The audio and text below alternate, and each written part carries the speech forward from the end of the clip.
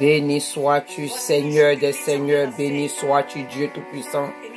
Béni sois-tu, Dieu grand. Béni sois-tu, Jésus-Christ de Nazareth. Oh, Papa, merci. Roi des rois, merci. Seigneur des Seigneurs, merci. Dieu Tout-Puissant, merci. Papa, merci, éternel mon Dieu, pour ta présence dans ma vie. Jésus, merci, Roi des rois, pour ta présence.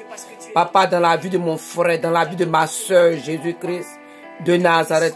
Papa, merci pour ton amour. Jésus, merci pour ton amour. Merci pour la croix du Calvaire. Merci pour la croix du Calvaire. Merci pour Golgotha. Merci, éternel mon Dieu, mon roi, pour ton sang qui a coulé, Jésus-Christ de Nazareth. Papa, pour notre rédemption, pour la rémission de nos péchés. Jésus-Christ, Papa, merci, éternel mon Dieu, mon roi. Seigneur Jésus-Christ de Nazareth. Papa, de ce que toi, tu as accepté, Seigneur. Papa, de mourir cette mort atroce, cette mort terrible, cette mort difficile, cette mort horrible, cette mort pénible, cette mort douloureuse, cette mort honteuse, cette mort humiliante. Jésus-Christ de Nazareth. Papa, cette mort que d'autres ont jugée pas importante, inutile, Jésus. Papa, afin que nous ayons la vie et que nous l'ayons en abondance. Papa, merci, éternel mon Dieu, mon roi, de ce que toi, tu nous as racheté, Jésus-Christ de Nazareth. Papa, au prix de ton sang, Seigneur Jésus-Christ. Papa, c'est pourquoi ce matin, Seigneur, je veux t'élever. Mon âme te bénit, mon âme te glorifie, mon âme te dit Alléluia, mon âme te dit gloire à toi.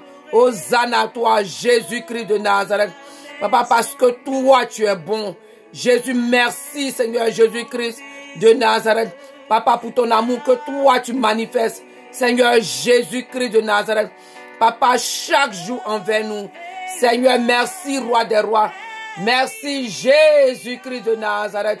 Merci, Jésus-Christ de Nazareth. Merci, Roi des rois. Papa, mon âme te bénit. Mon âme te glorifie, Jésus-Christ. Mon âme te dit Alléluia à toi, Jésus-Christ de Nazareth. Oh Seigneur, merci. Roi des rois, merci. Seigneur des seigneurs, merci. Papa, merci, Roi des rois, Seigneur Jésus-Christ de Nazareth. Papa, parce que toi, Jésus, tu es le Dieu en qui nous nous confions. Merci parce que toi, tu es Dieu. Merci, Papa, parce que toi, Seigneur Jésus-Christ, Papa, tu n'es pas une idole. Jésus, tu n'es pas un bois. Jésus-Christ de Nazareth. Papa, tu n'es pas, éternel mon Dieu, mon roi, une idole, Jésus-Christ. Papa, mais toi, tu es Dieu. Jésus, toi, tu es Dieu. Papa, toi, tu dis, éternel mon Dieu, mon roi. Jésus-Christ de Nazareth. Papa, que toi, tu es Dieu. Papa, éternel mon Dieu, mon roi. Et à la fin des temps, Seigneur Jésus, quand les gens rentrent dans l'éternité, Papa, éternel mon Dieu, mon roi. Seigneur, effectivement, Seigneur Jésus-Christ de Nazareth, ceux-là même qui rejettent ta seigneurie, ceux-là même qui rejettent ton autorité, ceux-là même qui te rejettent, Jésus-Christ de Nazareth. Papa, une fois qu'ils rentrent dans l'éternité, après la mort, Jésus-Christ de Nazareth, Papa, ils réalisent, Seigneur, Jésus, ils acceptent, Seigneur. Seigneur, ils se rendent compte, Jésus-Christ, Papa, que toi, Jésus-Christ de Nazareth, Papa, tu n'as pas menti. Et que toi, tu es Dieu, Jésus. C'est pourquoi je veux te dire merci. Merci, Roi des rois. Merci, Seigneur des seigneurs. Merci, Dieu Tout-Puissant. Merci, Dieu Tout-Puissant. Merci, Jésus-Christ de Nazareth. Béni sois-tu, béni sois-tu. Merci, Seigneur. Seigneur, mon âme te bénit. Mon âme te dit Alléluia. Alléluia à toi, Papa éternel, mon Dieu, mon roi. Seigneur, parce que toi, Jésus-Christ de Nazareth, Papa, tu as accepté, éternel, mon Dieu, mon roi. Seigneur, de te manifester en chair. Tu as accepté de venir sur la... Tu as quitté ton trône de gloire. Papa, tu as quitté ton trône de gloire. Papa, pour venir sur la terre, Jésus-Christ de Nazareth. Tu as pris la forme humaine, Jésus-Christ de Nazareth. Papa, éternel, mon Dieu, à cause de ton amour pour nous. Papa, pour venir mourir sur la croix de Golgotha. Seigneur, afin de nous délivrer, Jésus-Christ, Papa, de nos péchés. Merci, Roi des rois. Merci, Jésus. Béni sois-tu, Jésus-Christ de Nazareth. Alléluia. Merci, Jésus. Merci, Jésus. Merci, Jésus-Christ de Nazareth. Merci, Seigneur. Merci, Seigneur. Merci, Jésus. Gloire à ton nom, Jésus-Christ de Nazareth. Alléluia, toi. Béni sois-tu, Jésus. C'est vrai, béni sois-tu. Au nom de Jésus-Christ de Nazareth. Amen. Amen. Amen. Amen. Amen. Amen. Amen. Amen. Ok, mon frère, ma soeur, ce matin encore, on va prendre notre petite exhortation. Je vais tirer l'exhortation de ce matin dans 1 Jean 1. 1 Jean 2, verset 1. 1 Jean 2, verset 1. Et je lis la parole de Dieu. Il dit, mes petits enfants, je vous écris ces choses afin que vous ne péchiez point. Jean dit qu'il nous écrit toutes ces choses afin que nous ne péchions point. Et si quelqu'un a péché, ça peut arriver comme ça peut ne pas arriver. C'est ainsi. C'est une condition. Donc ça peut arriver comme ça peut ne pas arriver. Donc ici même déjà, indirectement, Jean est en train de nous dire que un chrétien peut vivre sans péché. Un chrétien peut faire une journée sans péché. Peut faire une semaine sans péché. Peut faire 1 mois sans péché. 2 mois sans péché. 6 mois sans péché. 1 année sans péché. Peut faire des années sans péché. Parce que il dit si quelqu'un, c'est une condition. Donc ça veut dire ça peut arriver comme ça peut ne pas arriver. Il dit, et si quelqu'un a péché, nous avons un avocat auprès du Père, Jésus-Christ le juste.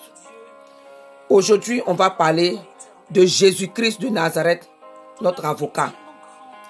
Mon frère, ma soeur, Jésus-Christ de Nazareth, peut-être que si tu ne savais pas, ou bien si tu le savais, je suis venu te rappeler, je suis venu te dire, je suis venu encore appuyer pour te dire que effectivement, tu as un avocat, tu as un défenseur, tu as un avocat auprès du Père, tu as un avocat au ciel, tu as un avocat dans les cieux, tu as un avocat qui est Jésus-Christ de Nazareth. L'avocat. Et moi, il y a peut-être, je peux dire en 2012, 2013 là-bas, le Saint-Esprit m'a enseigné sur ce passage-là. Il dit un avocat. L'avocat est son client. Si je peux mettre ainsi. Jésus, notre avocat. Il dit, ange, quand on parle d'un avocat, par exemple, prends l'image qu'il m'a montré, l'image de la cour humaine. La cour où l'avocat va se passer à la cour de justice qu'on trouve un avocat. C'est là-bas que les avocats, tu loues un avocat ou bien tu prends les services d'un avocat pour te défendre quand tu as un cas, quand tu as comment je vais dire, un case, quand tu as une histoire ou bien tu as un problème avec la justice, tu prends un avocat. Tu prends un avocat pour pouvoir te défendre. Et ici, il dit, je vois ça comme la cour de justice où tu es allé, tu es dans les problèmes. Tu dois avoir un avocat pour te défendre. Il dit l'avocat, il est ton avocat. Il est là pour te défendre. Il est là pour amener toutes les preuves, pour pouvoir t'acquitter, pour pouvoir te défendre, pour pouvoir faire que on ne va pas t'emprisonner, pour pouvoir faire que tu ne vas pas peut-être accumuler, peut-être tu ne vas pas prendre peut-être 10 ans de prison, 6 ans de prison, quelle que soit la peine, pour ne pas que tu payes la peine même, ou bien pour ne pas que tu payes peut-être une peine, une longue peine, ou bien une grande peine, si je peux le mettre ainsi. Donc Jésus étant ton avocat, il dit ton avocat, quand tu viens, tu es supposé l'avocat physique, l'avocat quand tu as payé, tu payes à la cour de, tu payes pour ne pas pour pouvoir te défendre. Normalement, tu dois tout lui dire. Tu ne dois rien lui cacher. Parce que moi, comme moi, avant, j'aimais beaucoup regarder les séries policières. Les séries policières.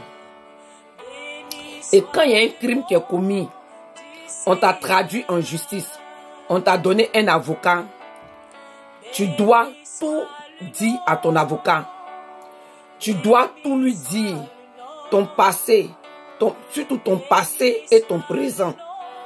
Tout ce qui s'est passé avant la date où il va te défendre, avant que peut-être même le crime qui a été commis, avant l'accusation qui est portée contre toi, avant ce jour-là, même avant même que vous n'allez le jour du court, le jour où du tribunal, tu dois tout lui dire. Tu ne dois rien lui cacher. Tu dois venir, comme il peut dire même, tu dois être comme un livre ouvert. Tu dois tout dire à ton avocat. Là, comme ça, il va trouver dans la loi, par rapport à tout ce que tu vas lui dire, par rapport à tu dois venir comme je peux dire blanc. Tu ne dois rien lui cacher. Tu dois être franche avec lui ou bien franc avec lui. Tu dois être honnête avec lui. Tu dois être sincère avec lui. Tout ce qu'il doit savoir de toi là, tu dois l'étaler là. Là comme ça, il va aller dans les livres de la loi. Il va aller dans tout ce qu'il va prendre pour te défendre. Il va trouver des arguments solides qui se trouvent dans la loi, qui vont te comment il peut dire ça, t'acquitter. Mais le Saint-Esprit me dit, mais imagine que ton avocat, c'est lui qui doit te défendre. Normalement, il doit tout savoir de toi. Tu dois être honnête. Tu dois être sincère. Tu dois tout lui dire. Tout ce qui s'est passé dans ta vie. Peut-être depuis même ta naissance. Jusqu'à maintenant. Tu dois tout lui dire. Même si tu avais eu peut-être des histoires avec la justice. Que tu as été acquitté. Tout ça là, tu dois lui dire. Tu ne dois rien lui cacher. Pourquoi? Parce que si vous partez le jour J, vous partez parce que la partie adverse, les accusateurs, la partie qui t'a traduit en justice, la partie adverse risque d'aller fouiller dans ton passé. Dans ton passé, pour trouver quelque chose pour pouvoir t'impliquer, pour trouver quelque chose pour pouvoir te condamner, pour trouver quelque chose sur laquelle elle va s'appuyer. L'avocat de la défense, l'avocat de la partie adverse, va aller fouiller ce que toi-même tu ne penses pas, ce que tu n'imagines pas, où tes pensées ne sont pas allées, ce que toi-même tu n'as pas imaginé. Ils vont aller fouiller dans ta vie. Ils vont aller fouiller dans ton passé. Pour aller prendre quelque chose. Pour venir prouver que ce de quoi on t'accuse là, c'est comme ça tu es. C'est ce que tu es et que tu mérites d'aller en prison. Tu mérites d'être condamné. Tu mérites d'être jugé. Tu mérites d'être condamné. Tu mérites même d'être crucifié, si je peux le dire. Donc, raison pour laquelle tu dois tout lui dire à ton avocat. Et c'est la même chose. Il dit, c'est la même chose avec moi. C'est la même chose avec moi. En tant que chrétien, en tant que chrétienne, c'est à cause de ça, je dis que quand tu pries, rentre dans ta chambre, ferme la porte et puis parle-moi. Pourquoi? Parce que quand tu rentres dans ta chambre, tu rentres dans ta chambre, c'est dans la maison, c'est l'endroit où tu peux te mettre nu. Excusez-moi, peut-être du thème, Mais c'est l'endroit où tu peux te mettre nu. C'est l'endroit où tu peux te promener nu. C'est l'endroit où tu n'as pas honte, tu n'as pas peur des yeux. Et si tu as fermé la porte, tu es rentré dans ta chambre, tu as fermé la porte, tu peux te déshabiller, tu peux être à poil. Excusez-moi du mot. Tu ne crains rien, tu n'as pas peur de quelque chose. Tu n'as pas peur que quelqu'un te voie. Tu n'as pas peur de ta nudité, c'est des défauts sur toi-même. Tu t'en fous de ça. Quand tu rentres dans ta chambre et tu fermes la porte sur toi, tu peux te mettre à l'aise. Donc c'est comme ça. Il dit avec moi. Parce que si, quand tu es dans la prière, tu es en train de prier, tu pries, tu ne opères, parce que beaucoup vont dire, ah, il est Dieu, il sait que j'ai menti, il sait qu'il connaît mon passé, il connaît ceci, j'ai pas besoin de confesser mes péchés, j'ai pas besoin de lui avouer cela, j'ai pas besoin de le dire, de le déclarer publiquement, d'ouvrir ma bouche pour le dire. Parce que Dieu, la Bible dit que, lui-même il dit qu'il voit tout, il sait tout, il connaît tout. Il connaît ma vie, il me connaît. Il connaît mes œuvres. Donc pourquoi encore je dois venir confesser mes péchés?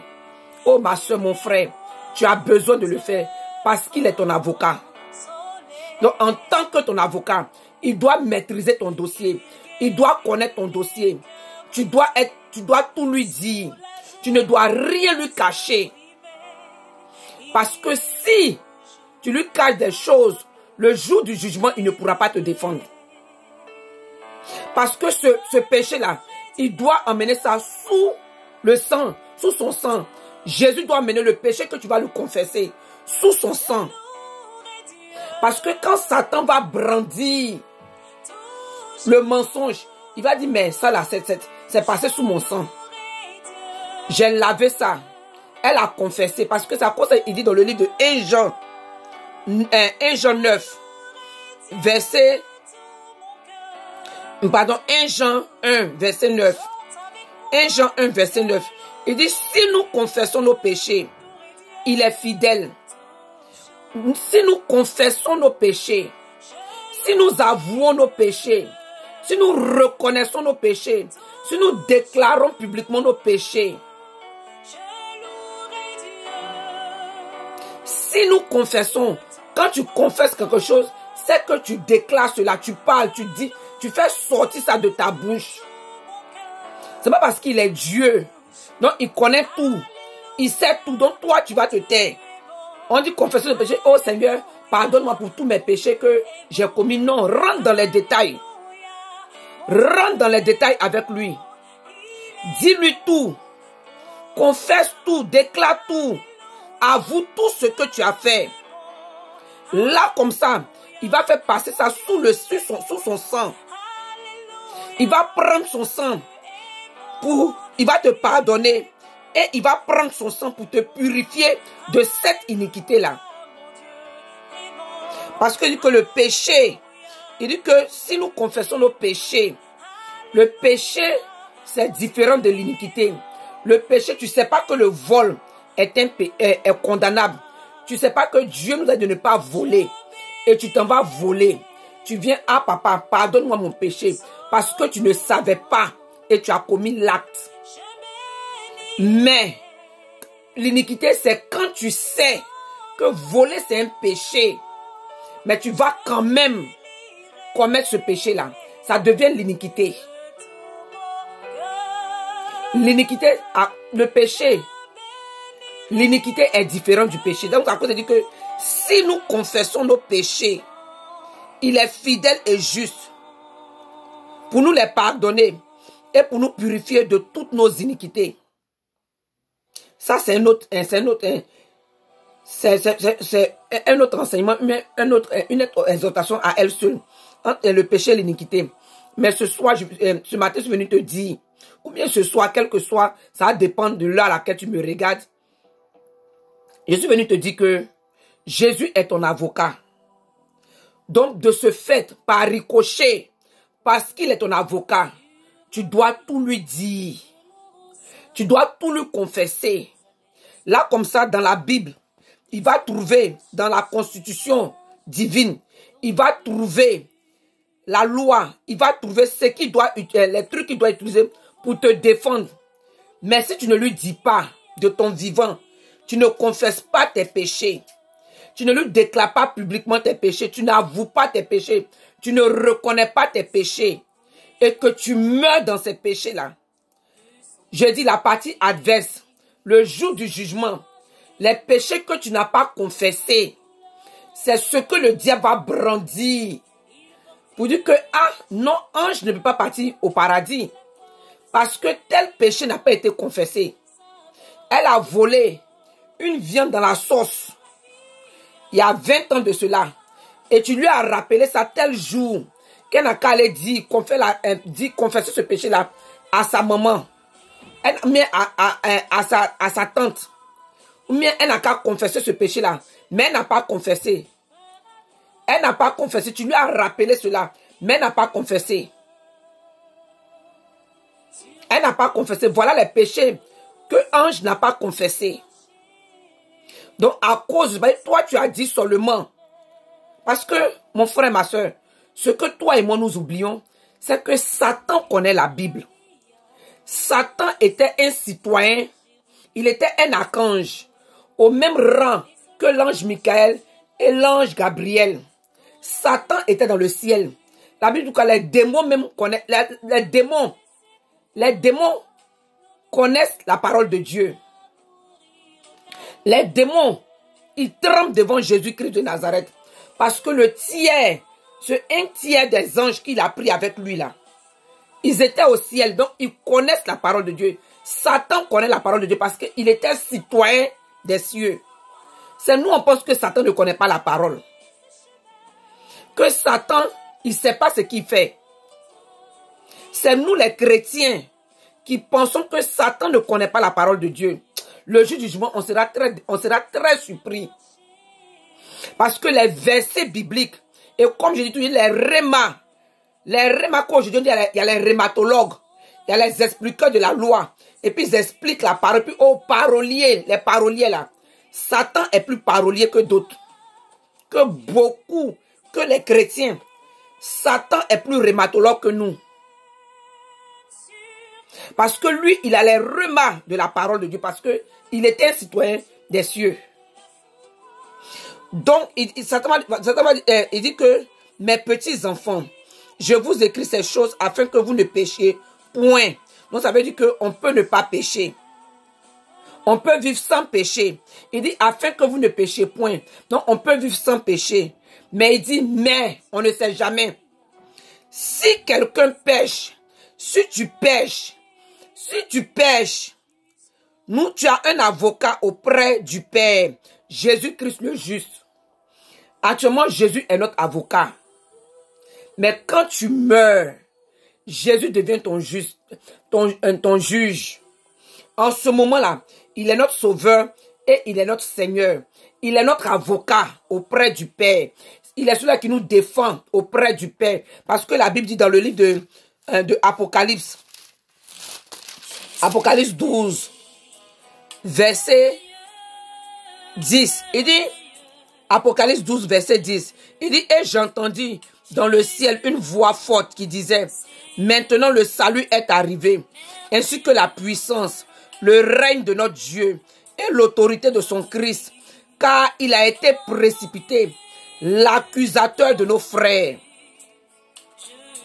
Celui-là qui les accuse devant notre Dieu, jour et nuit. Jour et nuit, Satan t'accuse, toi et moi. Jour et nuit, Satan nous accuse. C'est le rôle de Satan. Nous accuser auprès de Dieu, devant Dieu. Il nous accuse devant Dieu. Donc c'est à cause de ça. Jésus étant notre avocat, il veut que tu lui dises tout.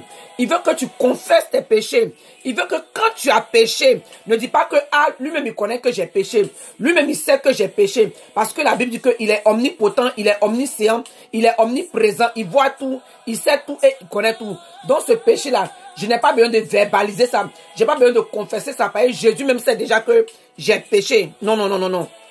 Il veut que tu ouvres ta bouche et que tu confesses cela.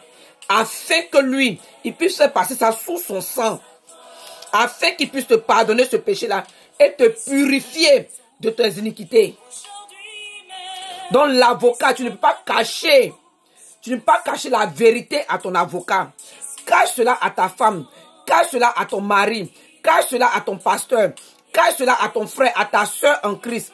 Cache cela aux hommes. Mais quand tu rentres dans la prière, quand tu fermes ta porte, tu es dans ton tête-à-tête avec Dieu. Tu es dans ton temps de prière. Quand tu es en train de prier, mon frère, ma soeur, il faut tout verser comme on le dit. Il faut tout étaler. Il faut être sincère. Il faut être honnête. Il faut tout lui dire pour qu'il puisse te défendre. C'est le rôle d'un avocat. Parce qu'un avocat, il ne peut pas lire tes pensées. Il ne peut pas savoir si peut-être il y a 5 ans de cela, tu avais volé quelque chose et que on t'avait... Tout cela, il faut dire. Parce que 5 ans, on t'avait accusé de vol, on t'a acquitté. Mais le diable, comme lui, il aime accuser, il va aller faire remonter le dossier. Il faut que Jésus soit capable de dire que, mais ça là, voilà tel jour, telle année, telle date, un j'ai confessé ce péché-là et c'est passé sous le sang. C'est ça le rôle de ton avocat dans ta vie. Ton avocat est là pour te défendre. Il est là pour t'acquitter. Il est là pour monter tous les dossiers. Rassembler toutes les lois. Rassembler tous les dossiers. Monter un dossier lourd. Un dossier solide pour pouvoir te défendre. Pour ne pas que tu sois condamné. Mais imagine que lui, il ne sait pas. Imagine qu'il n'est au courant de rien. Tu ne lui as rien dit. Et puis vous partez dans au tribunal. Et puis la partie adverse en train de faire sortir des dossiers lourds contre toi. En train de faire sortir des choses contre toi. Et puis lui-même, il a arrêté. Il te regarde. Et puis toi-même, là, tu as la tête baissée parce que tout ce que la partie adverse est en train de dire, c'est la vérité. Donc maintenant, vous deux, vous êtes... Toi-même, là, pas que tu es confus, mais tu le regardes. Lui-même, là, il te regarde tout confus. Il ne sait pas ce qu'il va dire. Il ne sait pas comment il va te défendre. Parce que quoi? Tu as manqué. Parce que quoi? Tu n'as pas jugé bon de lui dire la vérité. D'être sincère, d'être honnête. D'être ouvert ou ouverte envers lui, envers ton avocat. Donc, il ne peut pas te défendre. Et comme je le dis toujours, je dis la cour humaine, la justice humaine, le juge peut dire que, ah, allez-y, vous préparez. Jésus, oh, ton avocat, tu ne savais pas tout ça? Non, je ne savais pas. Elle ne m'a rien dit. Il ne m'a rien dit. Physiquement, la justice humaine, on peut reporter. On peut reporter la date. Vous pouvez aller vous préparer encore pour venir. Mais la justice spirituelle, quand tu meurs sans confesser tes péchés, ma soeur, mon frère, le jour du jugement, c'est fini. Parce que la Bible dit qu'après la mort, vient le jugement. Donc, quand tu seras en train d'être jugé, il faut que Jésus puisse dire que non, Satan, ce péché-là, tu ne peux pas accuser Ange pour ça parce que c'est passé sous mon sang. Elle a confessé. Il va lui donner la date, l'année, la minute exacte. Tout le dossier, le jour où tu as confessé, et puis tu as abandonné ce péché. Mais c'est là aussi où il y a le bas blesse. C'est là aussi où il y a le problème. Parce que la repentance, sans l'abandon du péché, est une fiction et une illusion. Donc quand tu confesses le péché, mon frère, ma soeur, je t'exhorte, je t'encourage. Quand tu confesses tes péchés, tu finis de confesser tes péchés, demande toujours la force à Dieu. Demande à Dieu de t'aider, de ne plus commettre le même péché. Demande-lui de te donner la force de dominer sur le péché. Demande-lui de te donner la force de t'aider à dominer sur le péché. Parce que tu ne peux pas tous les jours. Maintenant, si tu fais ça tous les jours, ça sera comme si tu es en train de t'amuser. Donc Jésus est ton avocat. Jésus est ton avocat. Mais il a besoin de toi, de ta coopération. Il a besoin de ton aide afin qu'il puisse te défendre, afin qu'il puisse te pardonner tes péchés et te purifier de toutes tes iniquités. Il est ton avocat auprès du Père. Donne-lui tout le nécessaire pour qu'il puisse parler pour toi, pour qu'il puisse te défendre. Parce qu'un avocat à qui tu mens, à qui tu n'as pas dit toute la vérité, vous deux vous serez surpris le jour du tribunal, Le jour où vous serez au côte, le jour où vous serez à la justice, vous serez surpris. Donc, pour éviter ces surprises-là, de ton vivant maintenant, confesse-lui tous tes péchés, afin qu'il fasse passer cela sous son sang, afin qu'il puisse te pardonner tes péchés et te purifier de toutes tes iniquités, et afin que son sang puisse te laver. Donc, mon frère, ma soeur, c'est la petite exhortation que j'avais pour toi ce soir, ma soeur, mais ce matin. Jésus est ton avocat. Jésus est ton avocat. Donc, sois honnête avec lui. Sois sincère avec lui. Dis-lui toutes choses afin qu'il puisse te défendre. Shalom, shalom, shalom.